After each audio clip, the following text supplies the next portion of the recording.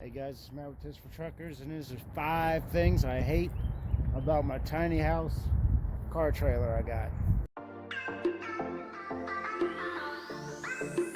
One is the rust issue, and anytime you have any kind of trailer, the paint's going to peel off. And as you can see today, I just repainted this, sanded it down, repainted the hitch, the tongue, and the wheel wells. And because the paint just will this factory paint will flake off. I bet this paint will last a lot longer. I mean, this trailer is only 3 years old or so. I've only been driving it for a year or so, but it was already rusting. Had to touch up a few spots. Wheel wells, there was barely any paint in here in the first place, but you could see leaf springs and frame. Only been driving this a year, it's already getting kind of rusty. And number 2 is if you have company over. Okay, I got this table, mobile table. I got these camping chairs for now. I can set up to save space, and also I can accommodate people. But I've had guests over, and we made dinner. I got this fold-out counter here to give me some more counter space. That helps. But portable table is fine for 2 people, but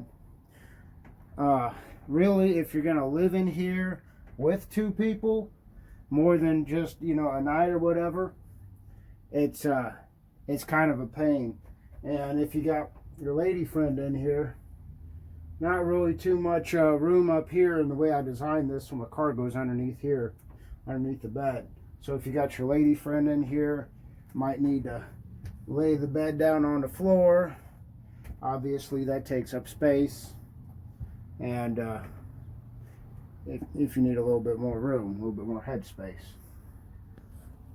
3 is just the limitations with power. I got my air conditioner here, that's more than enough.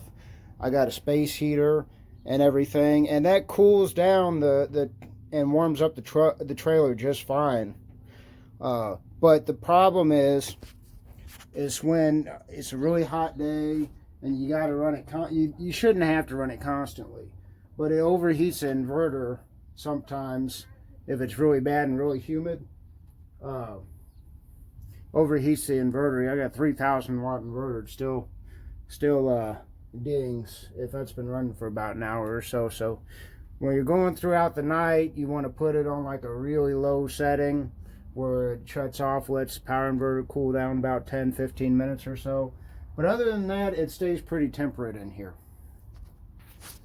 4 is the safety. I got a fire extinguisher, carbon monoxide smoke detector, and all that. But let's just be honest here. I mean, I am not a professional electrician at all, but I got this good enough to where I feel like it's pretty safe. But look at all this wood, all this foam here. The fumes from the car, you may have, there's just not a whole lot of ventilation. And so that's probably the 4th thing I don't like about this, is just, you feel, for a while, you feel a little bit vulnerable. And there's a second part to that. You're always wondering if someone's going to knock on your door wherever you park. I've never had a knock or issue at all. Everybody minds their own business. I park at a park. I park on side of road, truck stop, whatever. I've never had an issue. And I can leave this door open and leave this there, and nobody can see inside at all. But it lets the sunlight in, lets the breeze in, keeps some of the bugs out. But just the safety aspect and the privacy aspect and all that. If there's a fire here, hopefully you'll wake up before the smoke gets you. And you were sleeping high, so the smoke rises. You want to get low. It's all wood and all that. So that one might sound trivial, but that's number 4. On to number 5, and the biggest pain in having a tiny house. It's all the little things that you need to do. You got to make sure everything's put away and clean in order to do the next task.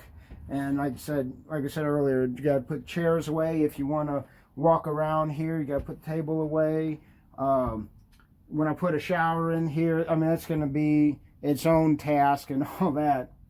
But you got to put the water heater in the bucket or in the tank, flip it on for a little bit. I mean, it's just not you're not going to have a constant water heater unless you have like a nice propane setup. And that's the biggest thing here is if you want to spend some big bucks and you want to get a bunch of nice batteries, lithium ion batteries and a big inverter, 5,000 watt inverter or whatever, where you can constantly be running air conditioner and doing all that, and you got a nice propane water heater. Even with propane, you got to change out the tanks, you got to turn on the knobs and all that, and you got to vent it. But there's just so many things that you have to do if you just not just flip on a switch and you got it. Like even with my light, I got it on a remote here, which is nice. I got my water on a remote, but I got to like turn on the power inverter and get any light when I first get in it for the day. Have to open this up, get under there, get my power inverter. Whenever I park it, I got to make sure there's a place to put my solar. I can put my solar in the bed of the truck. It won't get a lot of sun, but I got to plug it in underneath here and unplug it before I drive. I got this little bar latch on the door, so I can lock it from inside, but if I leave it unattended, I got to put my disc lock on there. That's another thing. And so like with a house, you can just go inside the house, do what you got to do, leave the house whenever you want to. But it's like with a tiny house, it's so many things that you got to button up, put away, take out, clean up before putting it away, prep it. Like making a meal here, when I fold this out, there's a lot of counter space, but you can only do so much at a time realistically. So you gotta like take out this pan, then cook the food and put that in a container, and then cook whatever if you're having two sides. Sometimes that's a pain and all that. So just getting things in and out is always a pain in a tiny house. But overall, I love it. I park my car in here, take it to the racetrack, spend the night here.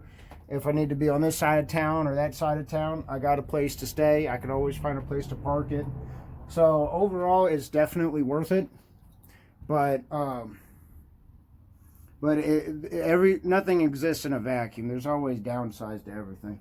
But anyways, Matt with Tips for Truckers, and that's the 5 things I hate about my tiny house.